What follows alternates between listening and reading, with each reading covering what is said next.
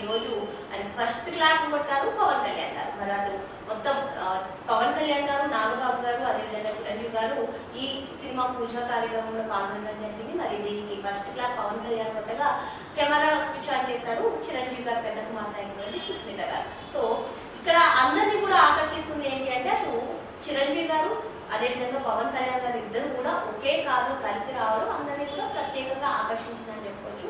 ఏదేమైనప్పటికీ బాబీ కొల్లి దర్శకత్వంలో వస్తున్నటువంటి ఈ మూవీ పైన భారీ అంచనాలే ఉన్నాయి. మరి ఈ సంక్రాంతికి అంటే 2026 సంక్రాంతికి మనశంకర వరప్రసాద్ గారితో ఆయన అలరించారు అందరినీ కూడా. మరి ఇప్పుడు పట్టాలెక్కనున్న సినిమా 2027 సంక్రాంతిని లక్ష్యంగా చేసుకునే ఈ షూటింగ్ జరుపుకుంటుందా? అసలు మరి 2027లో సంక్రాంతిలో మళ్ళీ మెగాస్టార్ చిరంజీవి గారే టాప్ 1లో ఉంటారు. ఇటువంటి ఊహాగానాలు అన్ని కూడా ఇప్పటి నుంచే వినిపిస్తున్నాయి. సో ఇప్పటికే ఈ కథకు సంబంధించినటువంటి అన్ని అంశాలపైన బాబీ కొల్లితోటి స్పష్టంగా మాట్లాడినటువంటి నేపథ్యం కథకు తగినట్టుగా మార్పులు చేర్పులు కూడా సూచించారట. అవన్నీ కూడా ఓకే చేసుకుని ఈ రోజు అయితే ఎట్టకేలకు పూజా కార్యక్రమం మొదలైంది.